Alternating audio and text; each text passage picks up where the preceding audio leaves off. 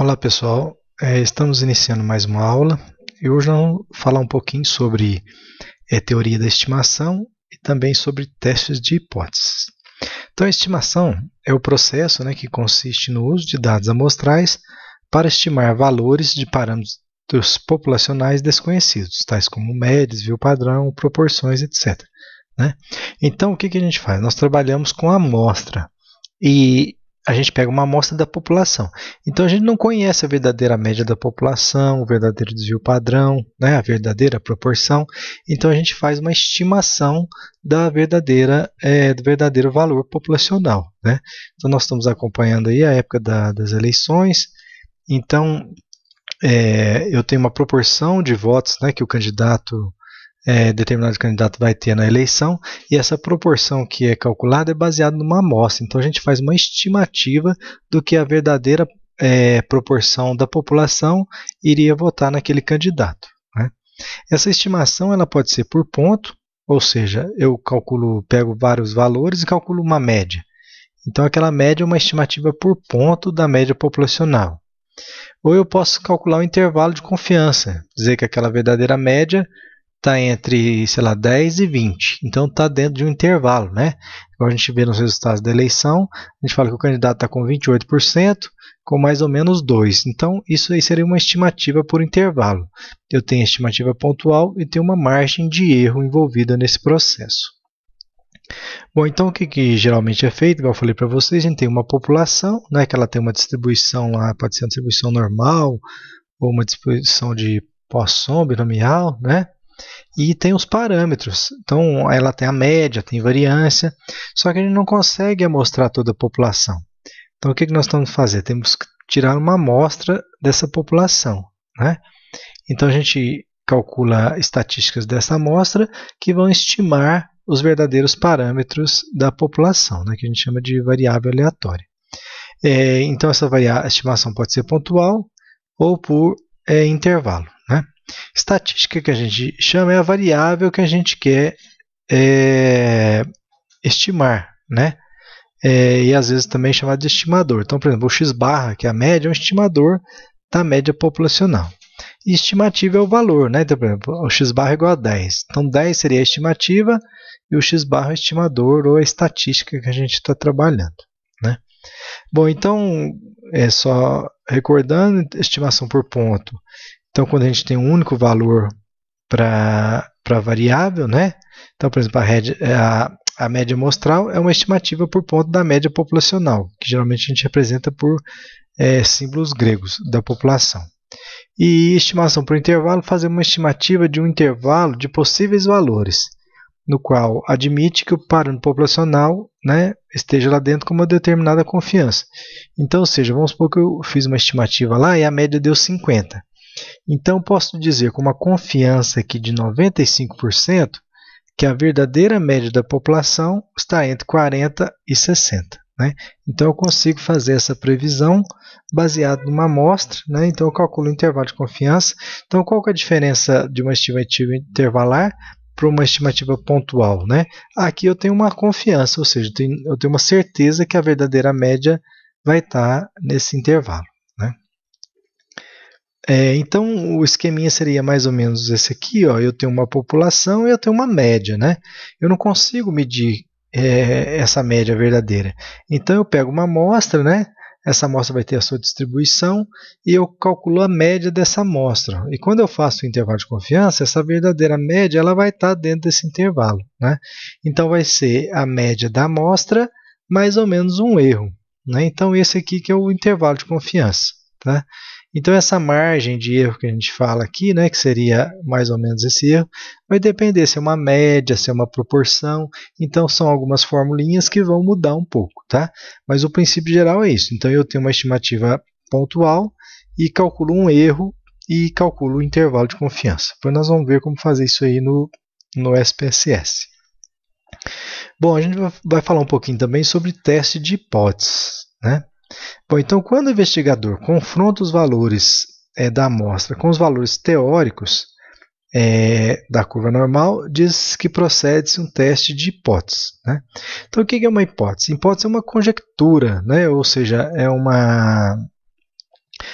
como se diz, é uma afirmação que a gente faz, né, sobre variáveis que analisa e que expressa uma antecipação dos resultados, de acordo com uma determinada teoria, pesquisa anterior ou mesmo experiência do investigador, né? Então, quando eu vou iniciar um trabalho, eu tenho uma hipótese. Bom, então eu acho que essa nova vacina ela é melhor do que a vacina anterior, ou seja, eu acho que o novo medicamento que eu estou desenvolvendo é melhor do que o medicamento anterior, ou o método de ensino é melhor do que o outro, né? Então eu faço uma hipótese, eu tenho uma hipótese, né? Baseado no quê? Às vezes na teoria, ou às vezes na experiência do pesquisador, ele está vendo que aquele novo método ele é mais eficiente do que o outro, né? Então eu tenho uma hipótese e aí eu vou testar essa hipótese, eu vou pôr à prova essa hipótese para ver se realmente ela é eficiente ou não, né? Bom, então a gente tem uma hipótese, quando a gente trabalha com o teste de hipótese, a gente tem duas hipóteses. Tem uma hipótese experimental, né, que descreve o que o investigador quer encontrar. Então é a hipótese que eu quero trabalhar com ela, né? Que ele quer encontrar no seu estudo e vai confrontar com a situação de não diferença, ou seja, de que nada se passa ou acontece, né? Então essa hipótese de não diferença seria que a gente chama de hipótese nula e geralmente representada por H0, né? Então o que significa isso? Então vamos supor, ter um novo medicamento, a minha hipótese experimental é que esse medicamento ele é melhor do que o medicamento que está no mercado, ou vamos supor, por exemplo, ele é um medicamento que serve para curar dor de cabeça. E a minha hipótese H0 é que esse medicamento não cura dor de cabeça, então é uma hipótese nula, né? Então, quando eu faço um teste de hipótese, eu quero rejeitar essa hipótese nula e aceitar a hipótese alternativa, né? Quando a gente viu lá para testar a normalidade, é o contrário. A hipótese nula da normalidade é que os dados são normais, e a hipótese experimental é que os dados não são normais. Então, no caso da normalidade, eu quero aceitar H0, porque eu quero aceitar que os dados são normais, né? Bom, então imaginemos que, de acordo com uma dada teoria, o investigador formula uma hipótese experimental relativamente a uma relação entre duas variáveis, constituindo para o efeito dois grupos representativos nessas variáveis. Então, por exemplo, dois métodos de ensino diferentes. Então, quais são as hipóteses que eu posso fazer? A primeira, H1, ou HA, que a gente chama, né, que seria a hipótese experimental, é que há diferença nos dois grupos derivadas dos diferentes métodos de ensino.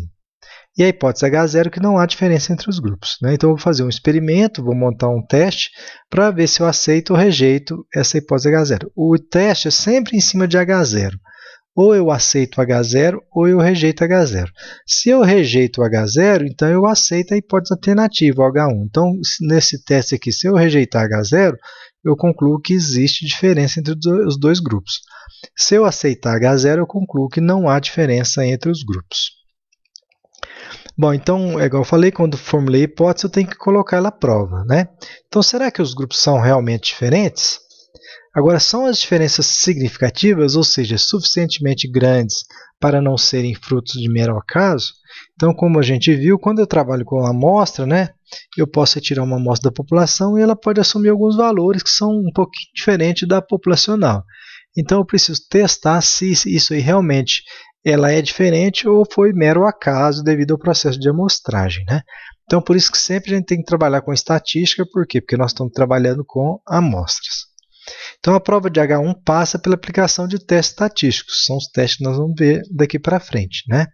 Sem informar o investigador da causa das diferenças observadas, o teste estatístico diz se as diferenças são significativas, ou seja, se há base para rejeitar H0 e aceitar a hipótese alternativa, né? Então, o teste vai simplesmente falar para a gente, aceita ou rejeita H0. Ele não vai falar por que rejeitou, né? Mas ele vai nos dar um valor estatístico, que vai mostrar para nós se eu aceito ou rejeito a hipótese. Então, como fazer isso, né? Bom, então o teste de hipótese é baseado em uma probabilidade. Então, a probabilidade que o investigador estabelece para aceitar ou rejeitar a hipótese nula, nós chamamos de nível de significância, que é representada por alfa, né? Então, o alfa é o nível de significância. Por isso, quando a gente encontra a diferença entre dois grupos, a gente fala que essa diferença foi significativa, né? Ou seja, não foi ao acaso. Então, geralmente, em pesquisa, né, em dados, né, de artigos científicos, os alfas mais usados são 5% e 1%. Né? Quando eu quero um rigor muito grande, eu uso um alfa de 1%.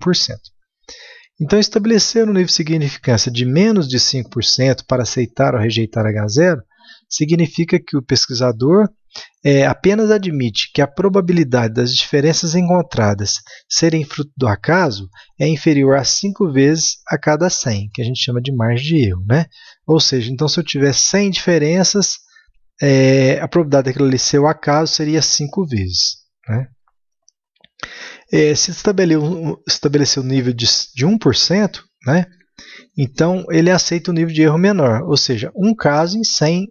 Né? Então, se eu repetir o estudo 100 vezes, em 99 vezes seriam encontradas diferenças entre os grupos. Por mais alto que seja o alfa, há sempre a probabilidade, por mais mínima que seja, de se tomar a decisão errada num teste de hipótese, ou seja, aceitando, seja rejeitando o H0. Né? Então, o que a gente quer dizer com isso aqui? Ó? Que no teste estatístico a gente nunca tem certeza. Tá? Então, na verdade, a gente não fala que a gente aceita H0, a gente fala que não rejeita H0, porque na estatística sempre a gente trabalha com uma margem de erro. Então, quando eu uso um erro de 5% ou de 1%, realmente é um erro pequeno, então a gente pode confiar que esse teste foi verdadeiro. Né? Mas tem que lembrar tá em mente que sempre existe um erro envolvido, então a gente nunca trabalha com 100% de certeza, né? Mas a gente trabalha com uma certeza muito grande. Bom, então como que é feito esse teste? Né? Então, teoricamente, a gente apresenta no teste uma região que a gente chama de aceitação de H0 e uma região de rejeição de H0. Então, como eu falei para vocês, o teste é feito sempre em cima de H0. Ou eu aceito ou rejeito H0. Né? Então, a região de aceitação é a região na qual aceitamos a hipótese H0. Essa região será determinada em função do tipo do teste que será realizado. Vamos mostrar para frente se é bilateral ou unilateral. E região crítica seria ou região de rejeição de H0, é a região que nos levará à rejeição de H0. Né? Então aqui tem um esqueminha mostrando isso aqui. Ó. Então, no caso em que a hipótese alternativa tem uma direcionalidade, né? Eu acredito que a média do grupo A é superior ao B. Então eu vou testar, falar, então quer dizer que o grupo A ele é maior que o grupo B. Né? Então tem uma direção, ele é maior. Então a gente tem que dar um sentido às diferenças. Né? Então, nesse caso aqui, ó, a gente teria um teste que a gente chama de unilateral, ou seja, eu estou falando que ele é maior. Né? Então, ele não se dividiria entre dois extremos da curva. Agora, se eu disser que um teste difere do outro, eu teria um teste bilateral. Tá? Então, a hipótese H0 é sempre de igualdade. Então, o grupo A é igual ao grupo B. Agora, a alternativa pode ser o grupo A é maior que o B, o grupo A é menor do que o B, ou o grupo A é diferente do B. Se eu testar a alternativa que o grupo A é maior que o B, eu estou usando um teste unilateral. Se eu disser que é menor, também estou usando um teste unilateral. Agora, se eu disser que o grupo A é diferente do grupo B, eu estou usando um teste bilateral. Tá? Então, geralmente, a gente trabalha mais com testes bilaterais. Então, como que é feita essa definição aqui? Ó? Então, olhando essa primeira curva aqui, um teste bilateral, então, então, isso aqui é uma distribuição normal, né? Então, baseado nos dados da normal, eu tenho, no caso aqui, está 2,5% para cá e 2,5% para cá. Então, somando dá 5%. Então, nesse caso, o alfa vale 5%. Então, se o alfa vale 5%, a curva total tem 100%. Então, 100 menos 5 sobra aqui dentro 95%. Então, tem 95% na área branca e 5% na área rachurada, né? Metade para cá e metade para cá. Se eu olhar na tabela do Z, da normal, ela vai me dar um valor que delimita essa área. Então, no caso aqui, ó, ele é 1,96. Tá? Então, 1,96 é um valor da normal que deixa 2,5% acima dele, ou seja, 0,025. E aqui também deixa 0,025 abaixo. Tá? Se eu olhar nesse caso aqui, é um teste unilateral, então eu não vou dividir a curva em dois, eu tenho só um lado aqui. Ó. Então, a área rachurada seria a região de rejeição, né? Que no caso aqui é 5%, e na tabela tem um valor de Z que deixa 1,64. Então, valores abaixo de 1,64, maiores que 1,64, né? Perdão, seriam a região de rejeição e abaixo seria a região de aceitação. Então, toda essa área branca aqui, ó, sem achurar, seria 95%, e essa área achurada 5%. Então, qual que é o princípio do teste?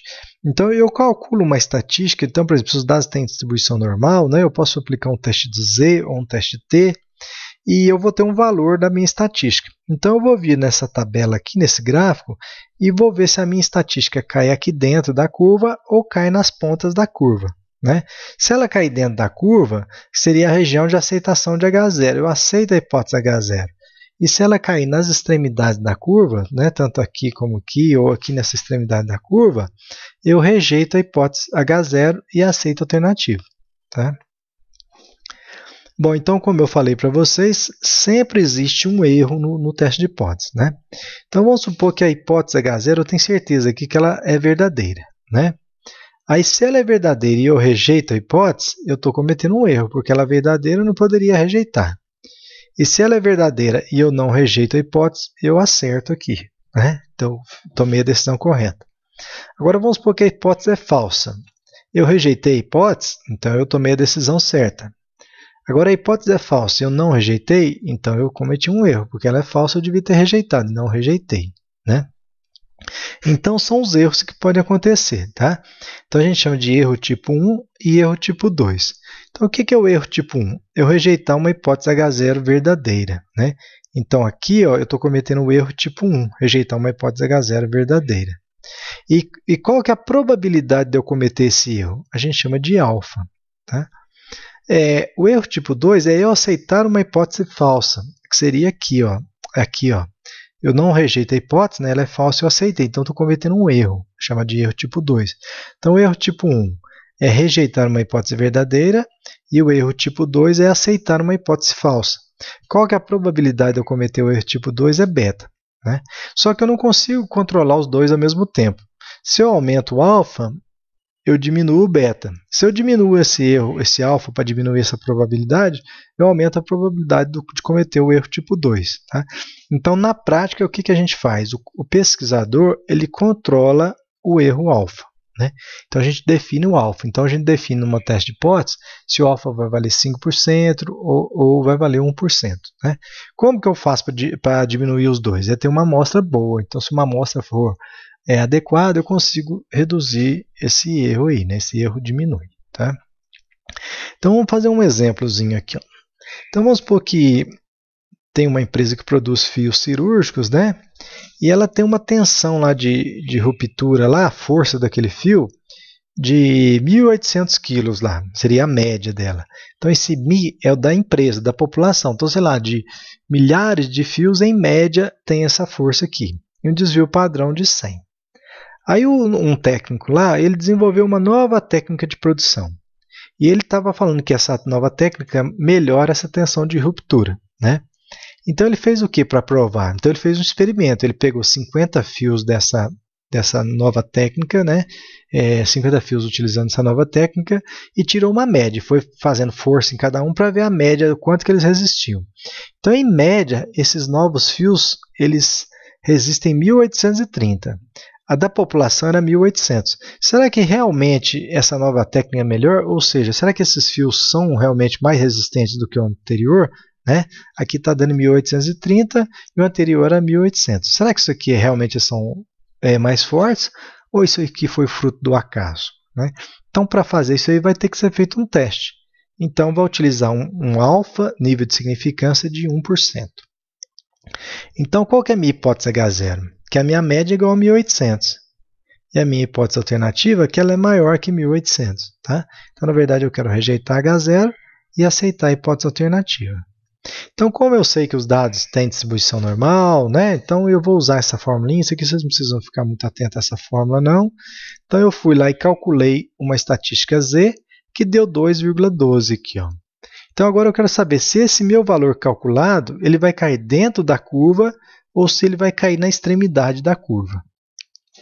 Então, considerando que ele é maior, ele é unilateral. Então, essa área aqui, ó, onde está branca agora, seria a área de rejeição de H0, e aqui onde está cinza seria a região de aceitação de H0.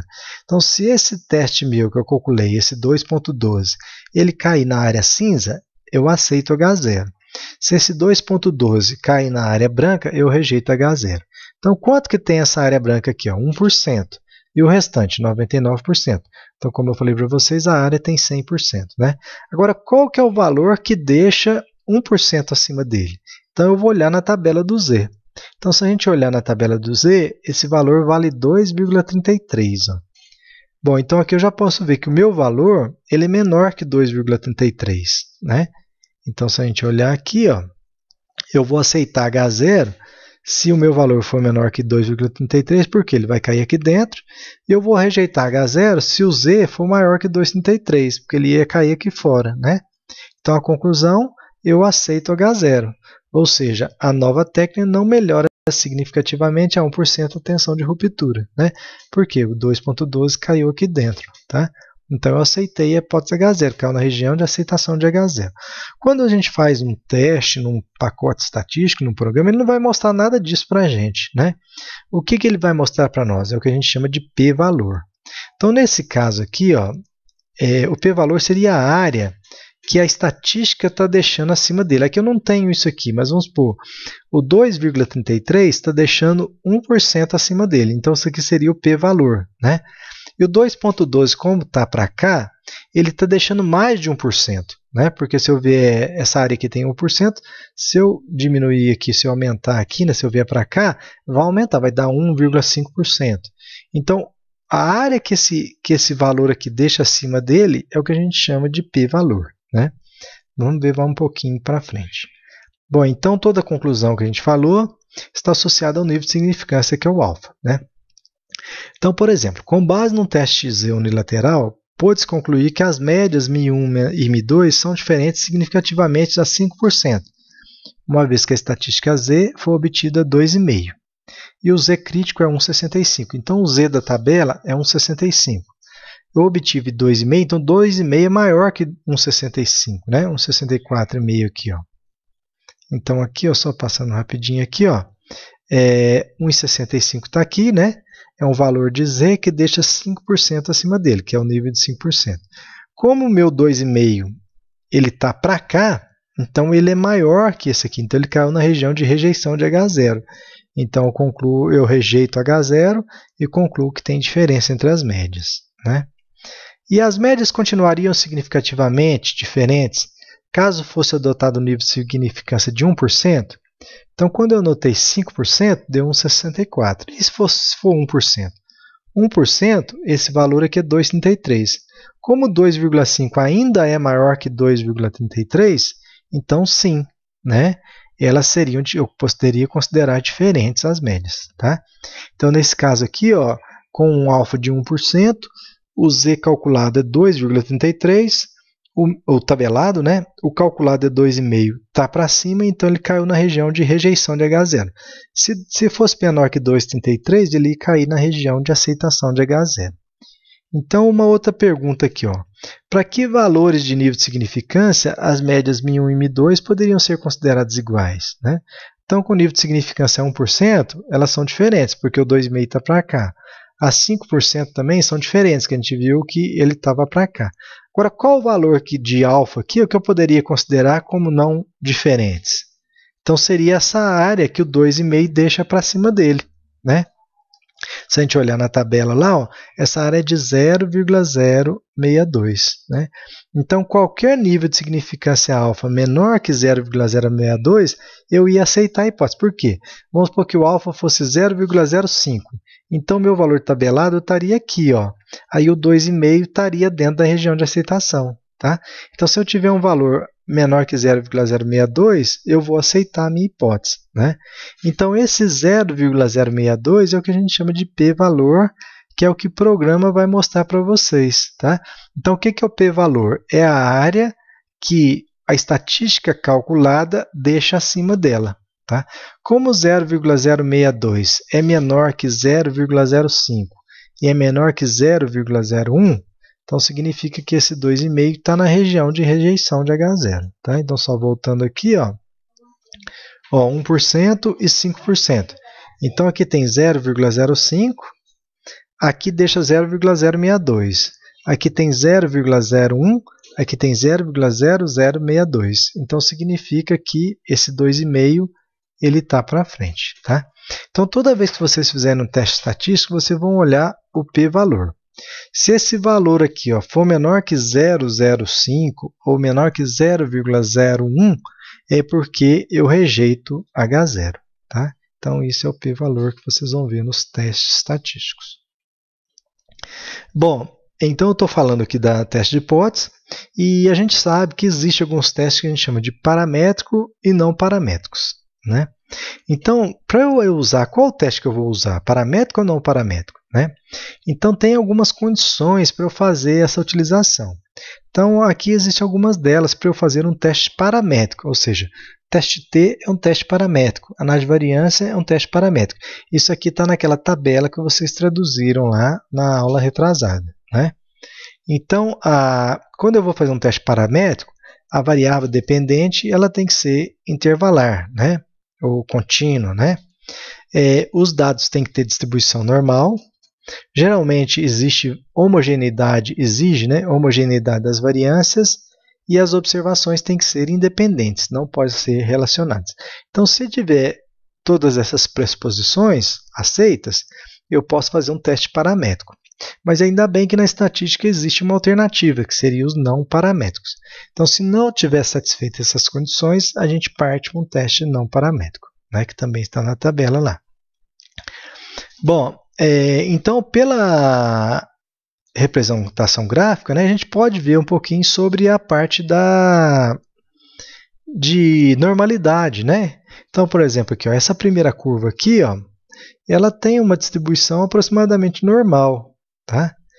Por exemplo, esse aqui ela não é normal, ela é assimétrica, então ela não tem a pressuposição de normalidade. Aqui também é assimétrica à esquerda, um desvio negativo, tem valores muito baixos.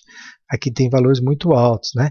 Então, se eu tiver um conjunto de dados que tem uma curva desse jeito, eu não poderia aplicar a distribuição normal. Né? Não teria que aplicar testes paramétricos, teria que aplicar testes não paramétricos. Tá?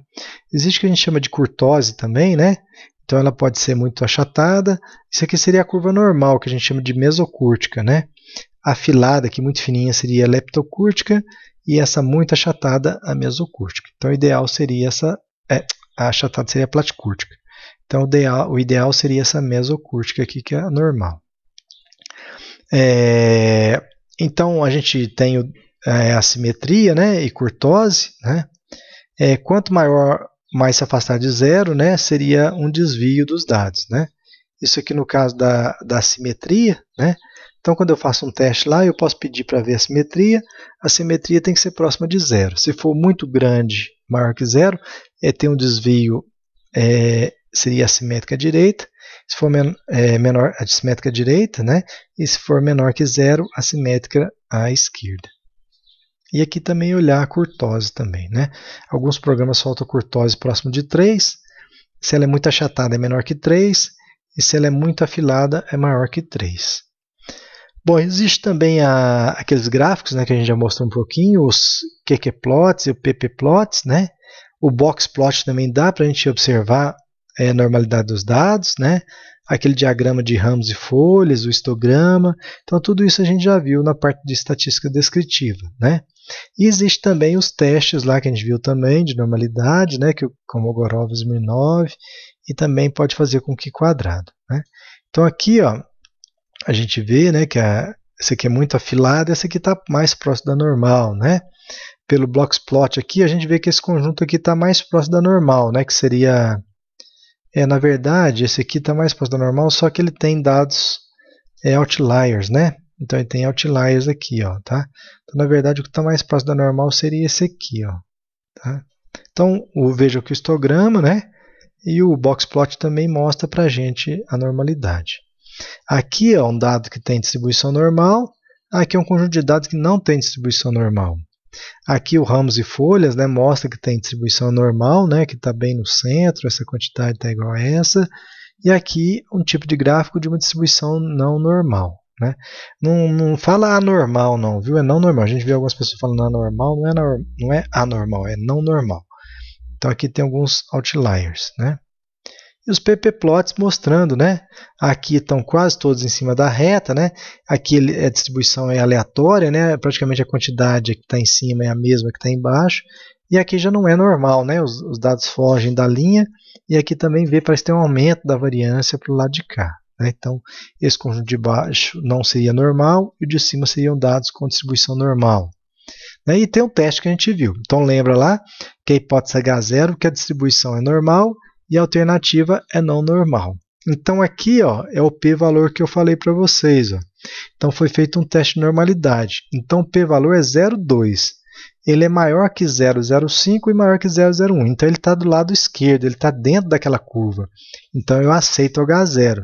Então, o que é H0? É que a distribuição é normal. Aqui o p-valor é muito pequeno, 0,00, é menor que 0,05, menor que 0,01. Ou seja, ele está lá na pontinha da curva. Então, eu rejeitei a hipótese H0. Então, qual que é a minha hipótese H0? Que a distribuição é normal. Se eu rejeitei, eu aceitei que é não normal. Tá?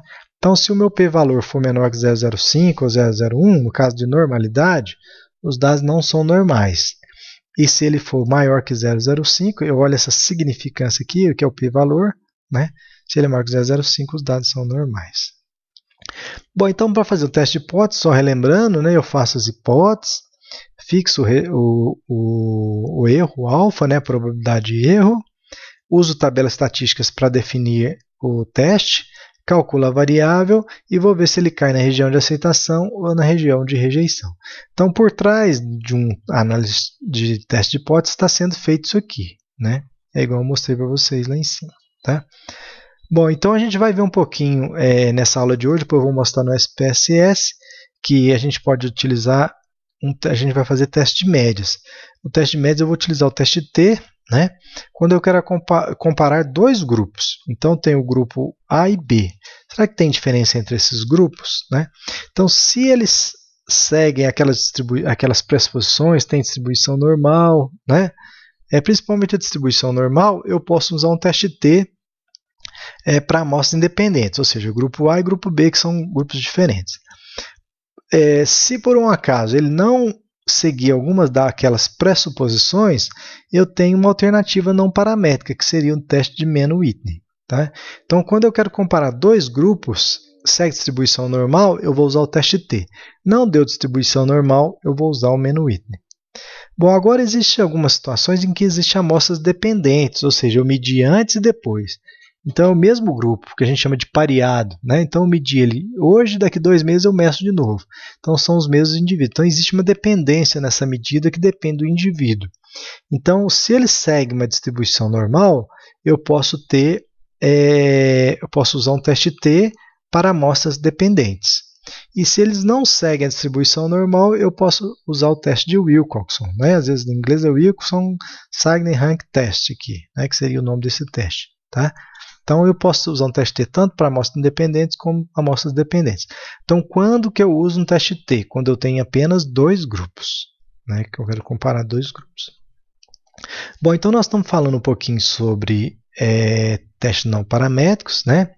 Então, por exemplo, aqui eu fiz um teste. Então, medir a distribuição é normal? Sim. O alfa é conhecido, eu posso fazer um teste Z ou um teste T aqui, né? Quando a amostra é grande, eu não falei para vocês, mas mesmo que o alfa seja conhecido aqui, ou não conhecido, se a amostra for grande, acima de 30, eu posso usar o teste T. E se for uma amostra pequena também, eu posso usar o T. Então, na prática, a gente usa o teste T. Tá? Se a amostra é pareada, ou seja, antes e depois, eu posso usar um teste T pareado, como a gente viu para antes e depois. Se ela não pareada, né? Aí eu vou verificar se existe homogeneidade das variâncias. Eu vou testar essa homogeneidade pelo teste F. Vou mostrar depois no SPSS. Tá? Então, eu já avaliei a distribuição normal. Agora, eu estou avaliando uma outra pressuposição, que é a homogeneidade das variâncias, que eu vou fazer pelo teste de Levine, que é baseado no teste F. Se não deu normal, eu posso fazer um teste T para variâncias diferentes. E se as variâncias são homogêneas, eu posso fazer um teste T para variâncias iguais. Tá? Bom, agora vamos supor que a distribuição não é normal. Então, a única alternativa que eu tenho é um teste não paramétrico. Né? E qual que é o princípio do teste paramétrico? Então, eles são métodos aplicados no conjunto de dados, né, onde as suposições distribucionais necessárias para a aplicação da técnica clássica, né, intervalo de confiança, testes post, não são satisfatoriamente atendidas, né? Então, ou seja, quando não tem distribuição normal, variâncias heterogêneas, então tem os dados são ordinais, então eu tenho que usar não paramétrico, né? Então, na estatística paramétrica, a gente faz estimação de parâmetros da população e teste de hipótese, né? Por exemplo, média, variância e tudo mais. Então, quando as especificações acerca dos parâmetros populacionais não são rigorosas, existem testes específicos que podem ser chamados de não paramétricos ou de distribuição livre, né? Então, o que a gente chama de não paramétricos são que não tem distribuição, não exige distribuição normal dos dados, tá? Então, o que acontece com os não paramétricos, né? A gente tem aqui, ó, a gente tem poucos pressupostos em relação à população, é fácil de ser analisado, né? Às vezes eu consigo perceber melhor do que um teste paramétrico. Ele é aplicável em situações que não é abrangida pela normal, né? E mais eficiente quando as populações não têm distribuição normal. Então, às vezes as pessoas vão lá e aplicam um teste e não testam essas pressuposições. Então, se os dados não têm distribuição normal, é preferível usar um teste não paramétrico do que usar um teste paramétrico ferindo essas pressuposições, né? E quais são as desvantagens? Que não tem parâmetros, né? Dificulta julgamentos quantitativos entre populações, ou seja, eu não preciso ter o parâmetro média, variância, eu não tenho isso no teste não paramétrico. Vocês vão ver, a gente vai trabalhar com rankings. E eu não consigo aproveitar muita informação da amostra, né? Então, esses casos de média, variância, para mim não interessa num teste não paramétrico, tá? Então, o teste paramétrico ele se baseia em postos, que a gente chama de rankings, né? Então, o que é o posto? É o posto de uma observação, é a posição em relação às demais observações, né, quando os dados estão em ordem crescente. Então, por exemplo, tem o primeiro, o segundo, isso que a gente chama de ranking oposto, né? É uma forma de medir a posição relativa da observação sem usar o valor observado diretamente. Então, eu tenho o ranking das observações, né? Então, ou seja, um exemplo aqui, eu tenho uma corrida. Então, esse aqui chegou em primeiro, esse aqui em segundo, terceiro. Então, isso que a gente chama de ranking, né? Então, por exemplo, esse aqui tem uma altura, um peso, né? Esse aqui também tem uma altura, um peso, uma velocidade de corrida, mas eu não estou usando essas variáveis, eu estou usando o quê? Eu estou usando o ranqueamento dele.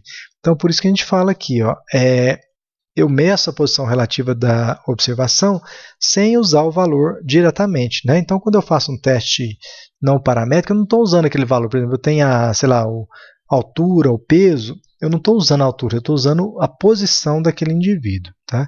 Então, por isso que ele é um pouco menos robusto que os testes paramétricos. Então, eu baseio em ranking, né? Postos. Então, como que eu atribuo esses postos aqui, ó?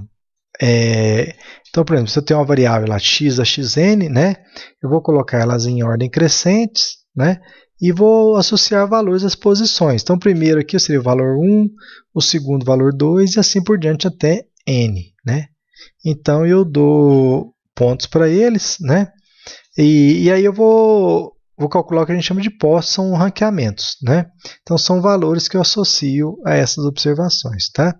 Então, vamos dar um exemplo aqui, ó, uma amostra aqui de 8 notas num teste. Então, são as notas, ó. Então, o que a gente fez? Colocou essas notas em ordem crescente, né? Então, agora, eu vou colocar os postos aqui, ó, tá? Então, esse aqui, ó, seria o primeiro valor, esse 5 aqui é o segundo, o 7 vai ser o terceiro valor, o oitavo, vocês estão vendo aqui, que seria o quarto e o quinto valor aqui, ó. Como está empate, né, vale 8, então 4 mais 5 dá 9, então o posto dele, ou rank, é 4,5 e 4,5. Tá? Então tem que lembrar que aqui eu tiro a média, ó, então 4 mais 5 dá 9, dividido por 2, 4,5, 4,5. Esse aqui seria o sexto valor, como aqui repete também, 7 e 8 vai dar 15, dividido por 2, 7,5 para cada um. Tá? Então, quando eu faço uma análise não paramétrica, eu trabalho com os postos. Então, ou seja, eu tenho a nota 8, eu não tiro a média dessas notas. O teste não paramétrico é feito com o ranking, com postos. Tá? Então, lembrar sempre disso. E como os dados não têm distribuição normal, não adianta nada eu representar a média aqui, que a média não está representando esses dados. Então, o que a gente recomenda? Quando os dados não tem distribuição normal, que eu faço uma análise paramétrica, é mais recomendável eu apresentar a mediana e os quartis ou os percentis como uma medida de variação, né? Então, os postos aqui, só lembrando, têm que ser cuidadosamente atribuídos, né? Porque são nesses valores que são baseados a análise, tá? Então, a aula de hoje seria isso aqui, e nós vamos fazer agora uma prática usando o programa SPSS.